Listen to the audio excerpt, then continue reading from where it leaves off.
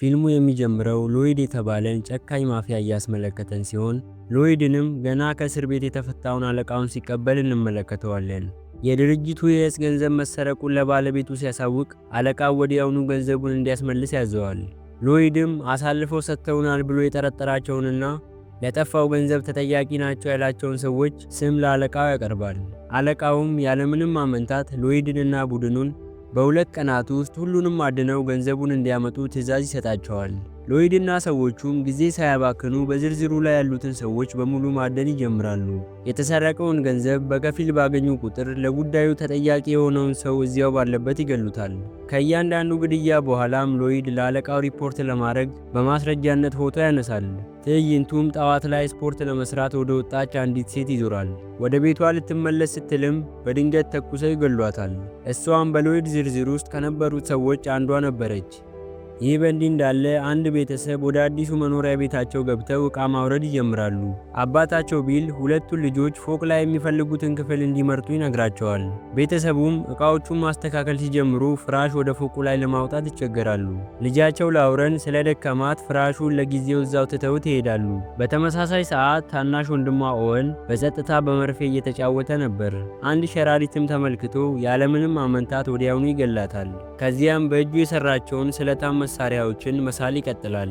ላውረንም ወደ ክፍሉ ስትገባ ሳታውቀው ወለሉ ላይ በተበተኑ ስለታም ነገሮች ልትጎዳ ከጫፍ ደርሳ ነበር። በዚህም ተናዳ ኦወንን ፍለጋ በአቅራቢያቸው እስከሚገኝ ጫካ ድረስ ትሄዳለች። ካገኘችው በኋላም በቁጣ እየጎተተች ወደ ቤት ትመልሰዋለች። በዚያው ምሽት ሎይድ እና ቡድኑ በሚቀጥለው ቀን አደናቸውን ለመቀጠል በአንድ ቤት ውስጥ አርፈው ይገኛሉ። በሌላ በኩል ቢል ወደዚህ ራቅ ወዳለ ቦታ ለምን እንደመጡ ለላውረን ያብራራላታል። ምክንያቱም ኦወን ለተወሰነ ጊዜ ከሰዎች መራቅ ስላለበት ነበር። በየምሽቱም ኦወን ከመተኛቱ በፊት ቢል የማስታገሻ መድኃኒት ይሰጠዋል። እንዲሁም ሁልጊዜ ከሰዎች ጋር ሲሆን መልካም ጸባይ እንዲኖረው ይመክረዋል። በማግስቱ ጠዋት የቢል ሚስት ቁርስ እያዘጋጀች ሳለ አንድ ሰው በሩን ያንኳኳል። በሩንም እንደከፈተች ሎይድ እና ቡድኑ ወደ ውስጥ ዘልቀው በመግባት ሽጉጥ ይደቅኑባታል። የባለቤቱን ጩኸት የሰማው ቢል በፍጥነት ወደ እሷ ቢሄድም እሱም ወዲያውኑ ይያዛል። ቢልም ገንዘቡ ያለበትን ቦታ ለመናገር አሻፈረኝ ባለ ጊዜ ሎይድ ረዳቱን ዴሪክን የቢልን ሚስት እንዲገላት ያዘዋል። ላውረንም በመታጠቢያ ቤት ውስጥ ሆና የተኩስ ድምፅ ትሰማለች። እናም ምን እየተፈጠረ እንደሆነ ለማየት ወዲያውኑ ትወጣለች። እናቷ መሬት ላይ ወድቃ አንድ ሰው ደግሞ ሬሷን ፎቶ ሲያነሳ በድንጋጤ ትመለከታለች። አባቷም ሽጉጥ ተደቅኖበት ምንም ማድረግ የማይችልበት ሁኔታ ላይ ነበር። ቢልም ላውረንን ባያት ጊዜ እሷ እንድታመልጥ በማሰብ የጥቃት አድራሾቹን ትኩረት ወደ ራሱ ለመሳብ ይሞክራል። ሎይድም ወዲያውኑ ለዴሪክ የቢልን ልጆች እንዲይዛቸው ያዘዋል። ላውረንም ለማምለጥ ስትል የመኝታ ቤቷን መስኮት ትሰብረዋለች። በዚህ ምክንያት በጣም ትጎዳለች። ደሟንም ለማቆም ቁስሏን በፍጥነት ትጠቀልለዋለች። በሌላ በኩል ሎይድ ገንዘቡ የት እንዳለ ቢልን እየጠየቀው በአሰቃቂ ሁኔታ እያሰቃየው ነበር። በተመሳሳይ ሰዓት ዴሪክ ቤቱን እየፈተሸ ወደ ላውረን ክፍል ይገባል። የተሰበረው መስኮት ላይም ደም ይመለከታል። ላውረንም ከሳጥኖቹ ጀርባ ተደብቃ ነበር። ዴሪክ በተዘናጋበት ሰዓት ላውረን ወደ ኦወን ክፍል ለመሄድ ትሞክራለች። ነገር ግን ወደ ክፍሉ ከመግባቷ በፊት ዴሪክ ይይዛትና ሊገላት ይዘጋጃል። በዚህም ጊዜ እህቱ አደጋ ላይ መሆኗን ያየው ኦወን ዴሪክን በቤዝቦል ዱላ ከመታው በኋላ ላውረን የያዘችውን መቁረጫ ተቀብሏት በሩ እንዳይከፈት ያደርገዋል። ላውረንም በመስኮቱ በኩል ዘላ ታመልጣለች። ኦወንም ይከተላታል። እነሱ ካመለጡ በኋላ ዴሪክ ራሱን ከሳተበት ነቅቶ በሩን ሰብሮ ይገባል። ኦወን እና ላውረን ወደ አባታቸው መኪና ሲሮጡ ዴሪክ በመስኮት በኩል አንገቱን ሲያወጣ ኦወን ባዘጋጀው ወጥመድ ይያዛል። በህመሙም የተነሳ ዴሪክ በጣም ይጮሃል። ጩኸቱንም የሰማው ሎይድ ዴሪክን ለማየት ወደ ፎቁ ላይ ይወጣል። እናም ልጆቹ ማምለጣቸውን ሲረዳ በንዴት ወደ ታች ተመልሶ ቢልን በማስፈራራት ገንዘቡን እንዲሰጠው ይጠይቀዋል። ውጪ ላይ ላውረን መኪናው እንደተቆለፈ ስትመለከት በጣም ትደናገጣለች። ኦወን ግን በተረጋጋ ሁኔታ ከመኪናው ጎማ ላይ የብረት ቁራጭ ለመንቀል ይሞክራል። በቤቱ ውስጥም በመጨረሻም ቢል እጁን ይሰጣል።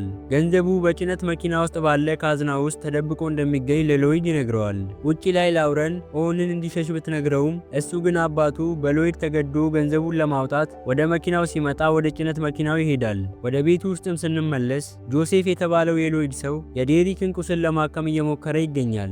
ጆሴፍ ፋሻ ለመውሰድ የኦወንን የሕክምና ከረጢት ሲከፍተው በውስጡ የኦወንን የሕክምና መዝገብ በማግኘቱ በድንጋጤ ይዋጣል። በሌላ በኩል ቢል ከሎይድ ጋር በመሆን ካዝናውን ለመክፈት እየተዘጋጀ ይገኛል። በዚያኑ ሰዓት ፍሬዲ የተባለው ሌላኛው የሎይድ ሰው የሆነ ነገር ትክክል እንዳልሆነ ይሰማውና አካባቢውን ሲፈትሽ ኦወን ወደ ተደበቀበት ወደ መኪናው ጣሪያ ላይ የሚወስድ የእግር አሻራ ይመለከታል።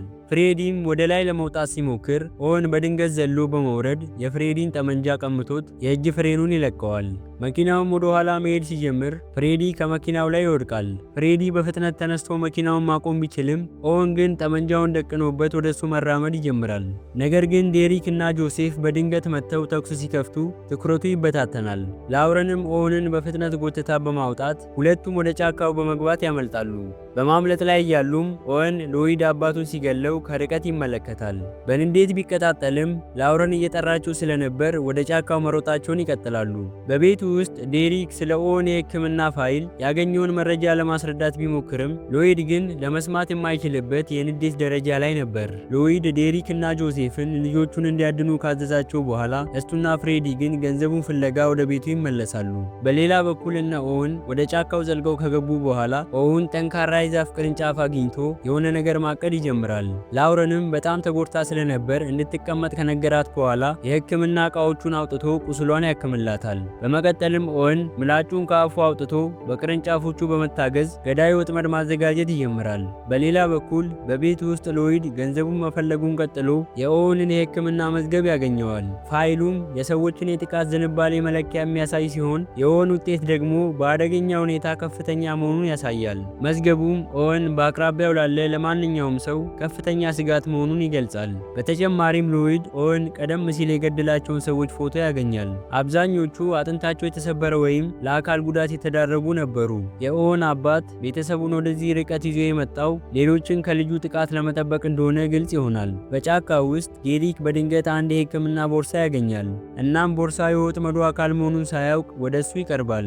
ጆሴፍ ወደፊት ሲራመድ ወጥመዱ ተተኩሶ ዴሪክ በድጋሚ በወጥመድ ይያዛል። ዴሪክ እግሩ በከፍተኛ ሁኔታ ከመጎዳቱ የተነሳ መንቀሳቀስ ይከብደዋል። ጆሴፍም የላውረንን እና የኦወንን እንቅስቃሴ ተመልክቶ ወዲያውኑ እነሱን ማሳደድ ይጀምራል። በሌላ በኩል በቤቱ ውስጥ ሎይድ እና ፍሬዲ ለቢል ቤተሰብ ምግብ ይዛ የመጣችን አንዲት ሴት ይመለከታሉ። ሴትየዋም ሎይድን መሳሪያ ይዞ ስታየው በጣም ትደናገጣለች። ሎይድም ያለምንም ማመንታት ተኩሶ ይገላታል። ትዕይንቱም ወደ ጫካው ሲመለስ ጆሴፍ ኦወንን እና ላውረንን መፈለጉን ቀጥሏል። በአንድ ጠባብ ድልድይ ላይ ሲያልፍም ሁለቱ ልጆች ከድልድዩ ስር መደበቃቸውን አላስተዋለም ነበር። እናም ጆሴፍ ወደ ታች ሲዘል ላውረንን በፍርሃት እየተንቀጠቀጠች ያገኛታል። በዚህም ተዘናግቶ እያለ በድንገት ኦወን ከጀርባው መጥቶ በከፍተኛ ኃይል ይመተዋል። ጆሴፍ ግን ከወደቀበት ተነስቶ ኦወንን ይዘዋል። በዚህ መሃል ላውረን የጆሴፍን ቢላዋ ወንዝ ውስጥ ወድቆ ትመለከትና ቢላዋውን ለመውሰድ ወደዛ ትሮጣለች። ኦወንም በትግሉ እየተሸነፈ ሳለ ያዘጋጀውን ወጥመድ ይተኩሰዋል። ነገር ግን ወጥመዱ ጆሴፍን ሳይጎዳው ይቀራል።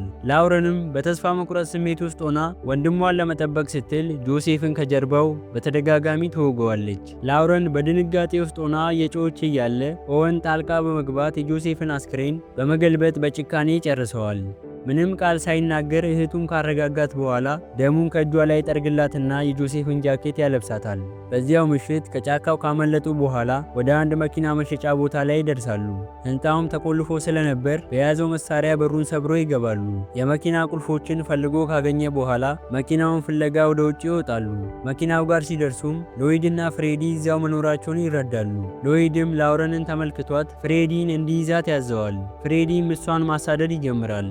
ላውረንም ልትያዝ ስትል ኦወን የመኪናውን ደውል በማስጮህ የፍሬዲን ትኩረት ይሰርቀዋል። ከዛም ከጀርባው መጥቶ በማጥቃት ፍሬዲን ወዲያውኑ ይገለዋል። ኦወንም በፍጥነት ወደ ላውረን ሲመለስ ሎይድ ሽጉጡን ተኩሶ ኦወንን ይመታውና ላውረንን እየጎተተ ይወስዳታል። ሆኖም ኦወን አስቀድሞ ከአባቱ የመኪና ጎማ ላይ የፈታው ብረት ጥይቱን ስለመከተለት ከሞት ተርፏል። ኦወንም በህመም ውስጥ ሆኖ ጥይቱን ካወጣው በኋላ የመኪናውን ላይተርን በመጠቀም ቁስሉን አቃጥሎ ይዘገዋል። እናም በቆራጥነት ሎይድን ለማዳን ለማደን ይዘጋጃል። በሌላ በኩል ሎይድ ላውረንን ወደ ቤት ወስዷት ገንዘቡ የት እንዳለ እንድትናገር እያስፈራራት ነበር። እሷ ግን ምንም የምታውቀው ነገር ስለሌለ ሎይድ በጣም ተበሳጭቶ ይደበድባታል። ከዛም ደረጃው ላይ ተቀርቅሮ የነበረው ፍራሽ ላይ ተኩሳል። በዚህም ጊዜ ገንዘቡ ይበተናል። ቢልም ገንዘቡን የደበቀው ፍራሽ ውስጥ እንደነበር በዚህ ጊዜ እንረዳለን። ሎይድ በገንዘቡ ተጠምዶ ትኩረቱ በተበታተነበት ጊዜ ላውረን የሎይድን ጭንቅላት መታ ለማምለጥ ቻለች። ሆኖም ግን ላውረን ለመደበቅ ስትሞክር በዴሪክ በድንገት ተመታ ራሷን ትስታለች። ዴሪክም ሎይድ ላይ በሴት መሸነፍ ያሳፍራል በማለት ያሾፍበታል። ሎይድም በዚህ ንግግር በጣም ስለተናደደ ያለምንም ማመንታት ዴሪክን እዚያው ይገለዋል። በቤቱ ውስጥ ኦወን ስለ መሳሪያዎችና ስለ መካኒክሶች ያለውን እውቀት በመጠቀም ገዳይ ወጥመድ ማዘጋጀት ይጀምራል። በዚህ መሃል ሎይድ ገንዘቡን የሚሰበስብበትን ቦርሳ ፈልጎ ሲመለስ ገንዘቡ ሙሉ በሙሉ ከቦታው መጥፋቱን ይረዳል። በዚህም ጊዜ ወደ ምድር ቤቱ የሚወስደውን የብር ኖቶች ይመለከታል። እናም አንድ ሰው ገንዘቡን ወደዛ ወስዶታል ብሎ በማሰብ ገንዘቡን ተከትሎ ወደ ምድር ቤቱ ይገባል። በአንድ ማቀዝቀዣ ላይም ደም በመመልከቱ ማቀዝቀዣውን በሚከፍትበት ጊዜ ተከታታይ የሆኑ ኦወን ያጠመዳቸው ወጥመዶች ተተኩሰው በየተራ ይመቱታል። ሎይድ ለማምለጥ ደረጃው ላይ ለመውጣት ቢታገልም ኦወን ከባድ ካዝና በላዩ ላይ በመጣል ወዲያውኑ ይገለዋል። ጠዋት ላይ ላውረን ከኦወን አጠገብ ስትነቃ ወንድሟ በገንዘብ የተሞላ ቦርሳ ይዞ በተረጋጋ ሁኔታ ተቀምጦ ትመለከተዋለች። ብዙም ሳይቆይ የማፊያ አለቃው ከኦወን የተላኩ ፎቶዎች ይደርሱታል። በውስጡም ሎይድ የገደላቸው ሰዎች ፎቶዎች ነበሩ። ይህም በአለቃው ፊት ላይ የደስታ ስሜት ፈጥሮ ነበር። ነገር ግን የገዛ የራሱ ሰዎች ተገለው የሚያሳይ ፎቶዎችን ሲመለከት ደስታው ወዲያውኑ ወደ ከፍተኛ ፍርሃት ይቀየራል። ላውረንና ኦወንም የመጨረሻውን የበቀል እርምጃ ለመውሰድ ወደ ማፊያ አለቃው ቤት ሲሄዱ እያስመለከተን ፊልሙ እዚህ ጋር ያበቃል።